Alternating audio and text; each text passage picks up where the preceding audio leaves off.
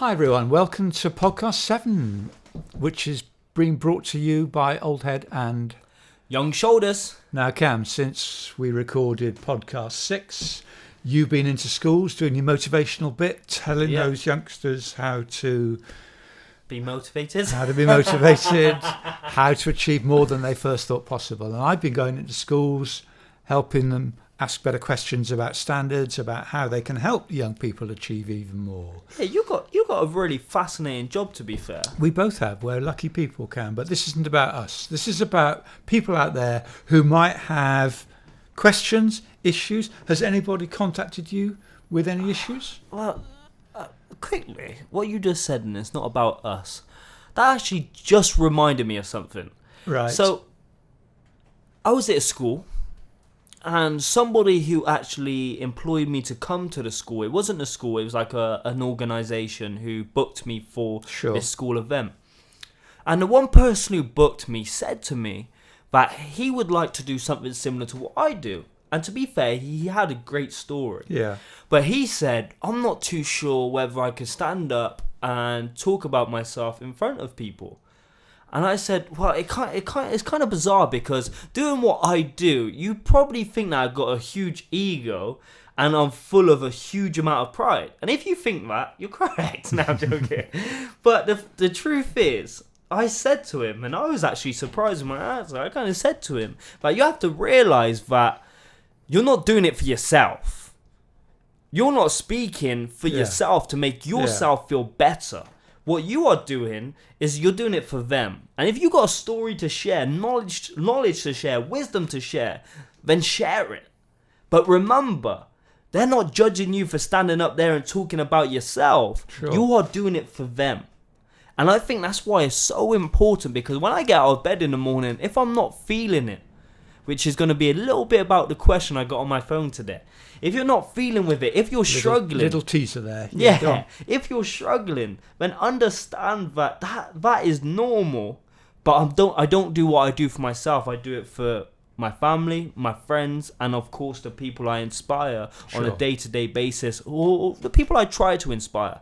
So with that said, the question I received via Instagram, and the question was this. Let me get it. Any tips for when you are doubting yourself and your abilities?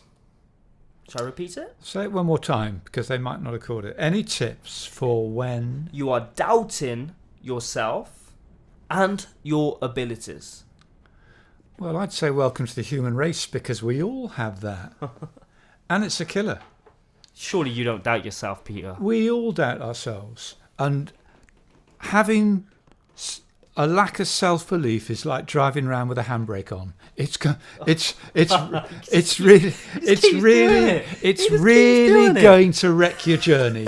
You're not Cam, I'm on a roll here. You are never going to get to your destination. You're never going to reach your goal if you got your handbrake on. If you've got that inner voice saying to you, I'm not good enough, I can't do this.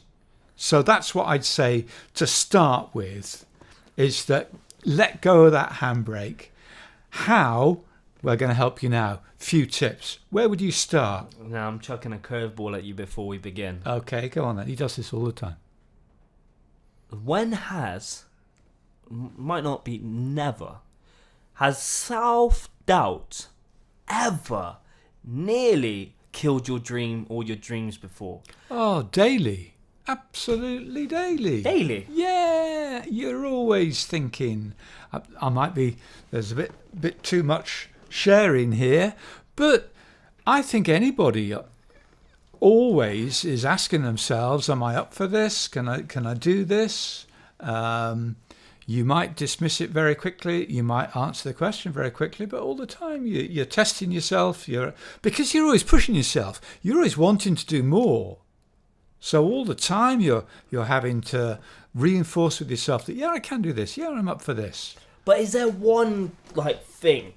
Maybe becoming a head teacher, maybe when you was in the Navy. Was there anything in particular, something big, what stopped you or nearly stopped you from achieving? So for example, I found out I was heavily dyslexic in my first Sure. year at university. Yeah. And when I found that information out, that nearly stopped me from continuing my degree. Because I thought to myself straight away that I wasn't smart enough. I'm finding this difficult. Now I got this excuse of dyslexia that I can't do it. And because of that, my self-belief was low. I Right. doubted myself Yeah. and my ability. And because of that, I nearly killed my whole dream of graduating, being the first one in my family to do it, and so on and so forth. But at that time, it was kind of just a story I was telling myself. So it wasn't necessarily true, because many people's got degrees, masters, doctorates with dyslexia. Sure.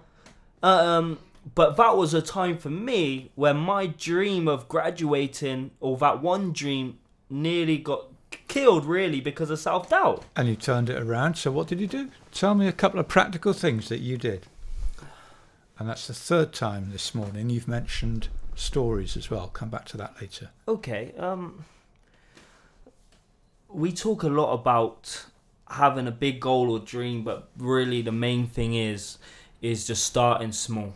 Yeah. And what I aimed to do was just to start small. Start to get a few small wins under my belt. And those small wins started to add up into something big. And with that, it increased my confidence and my self-belief. So I did really, really start small. Yeah. Plus, I was looking around me, people who were in similar situations to me. At that time with dyslexia, it was people like Richard Branson, Will Smith. You had Albert Einstein. And do you know what? Will Smith is one of my favourite actors. And I was like thinking to myself, if all these people can go through that, or they have dyslexia and they still, it doesn't bother them on a day-to-day basis, then I have no excuse. Especially when one of my main teachers at university, Dr. Harriet Short, she's heavily dyslexic. Yeah.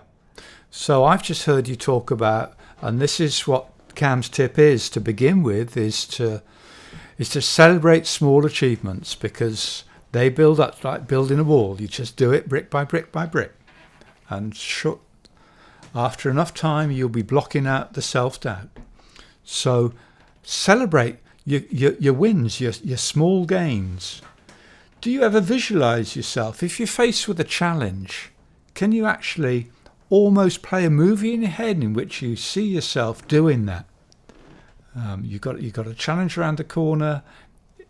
It might be a sporting thing. It could be work-related. But just picture yourself succeeding on that. Use all the senses. What would it look like if you were succeeding? What would you be hearing? What would you be seeing?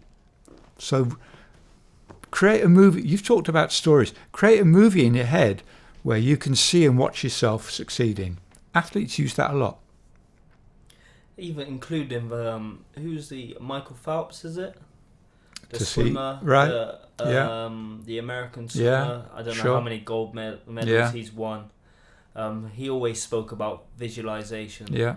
I think that's an important topic to come back to on a later podcast. But people say to me all the time, when I said to you about, do you experience self-doubt, you said daily. And I think this is important because people look at me and think everything's positive, positive, positive. But that isn't the truth. It isn't. There's many times, on many occasions, even Gadgetline would tell you this because he goes through the similar situation to what I go through. I doubt myself on a day-to-day basis. I always doubt myself. That might not be good for business, me telling you that. And I might tell you that, you know what, I don't doubt myself, never, I'm this person. But it's not the truth.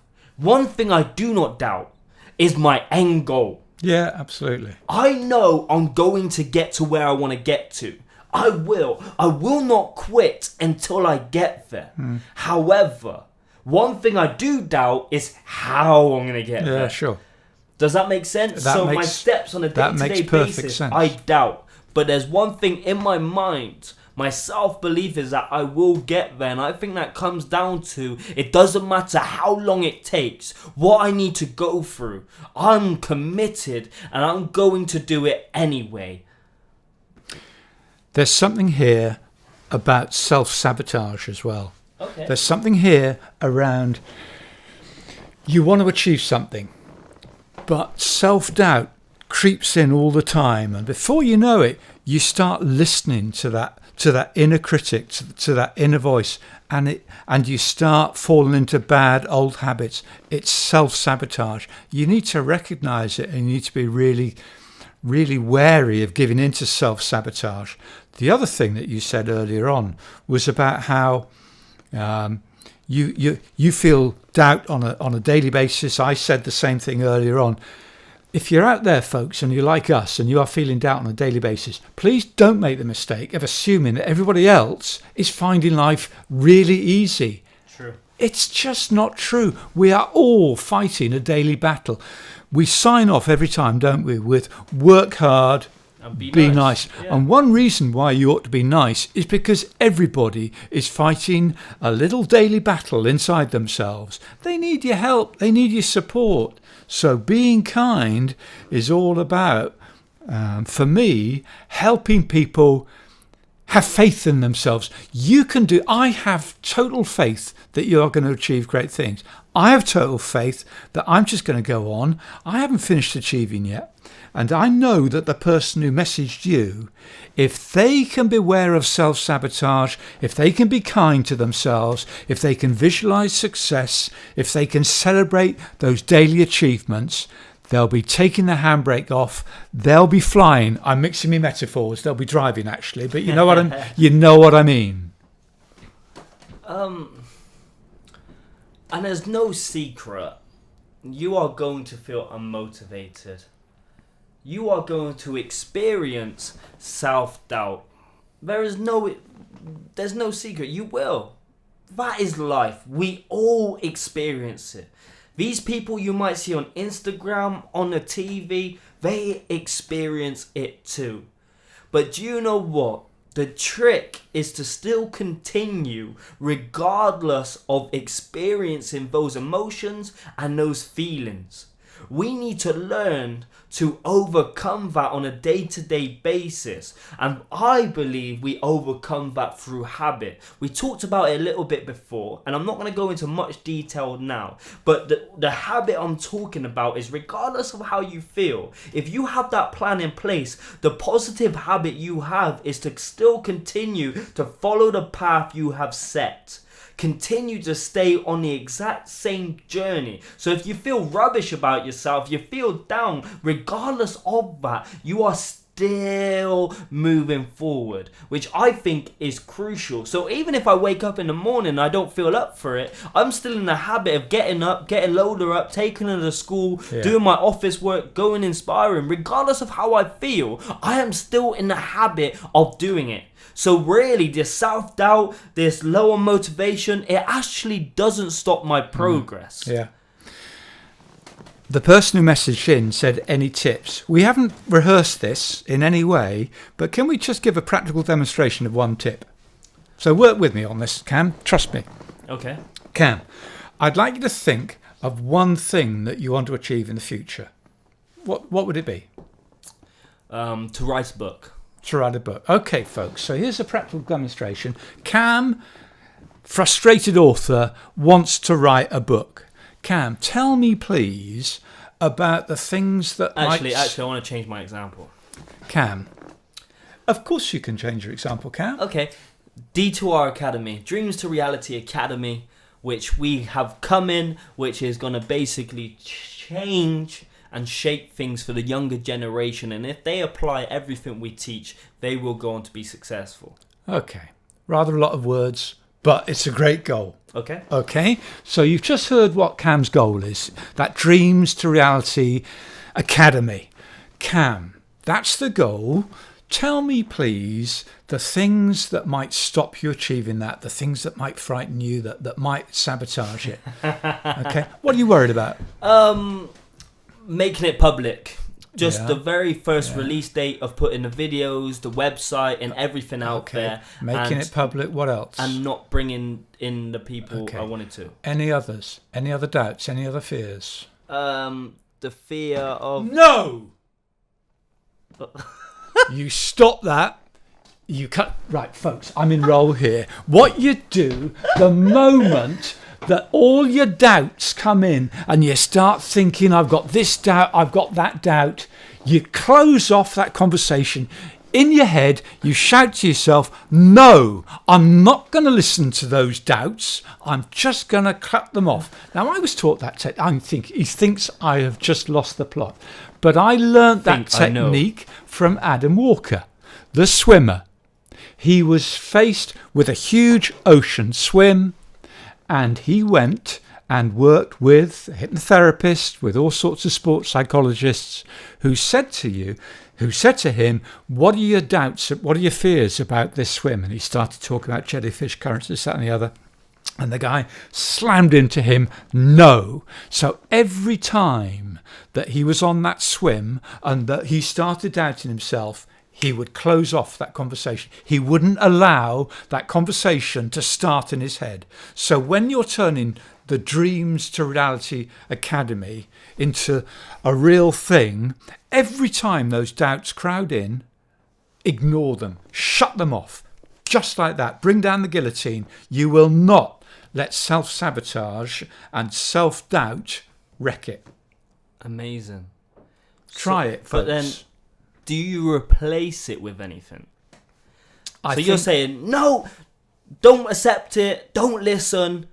What should you be thinking about? You can then replace that negative with a positive. You can just think, I'm not going to go into that. I'm going to be more... we're back to language again. You start using more optimistic language. Yep. Okay. I needn't worry about this. I needn't worry about this because I can do this, I can do that. Okay. And guys,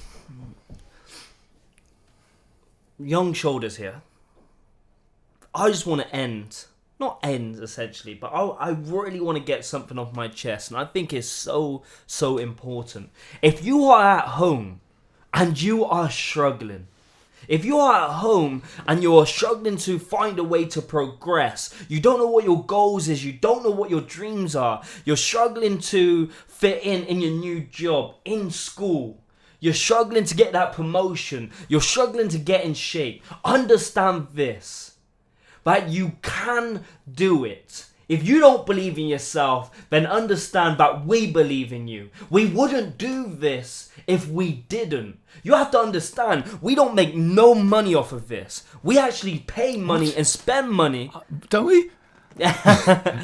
We actually do not. We spend so much money to deliver this content for you guys. We do this because we care. And we know that you can go on to do what you want to do. You can go on to achieve. It is possible. And we are going to do this on a consistent basis over and over again until that gets into your head, into your skull, until you start believing that you can do it.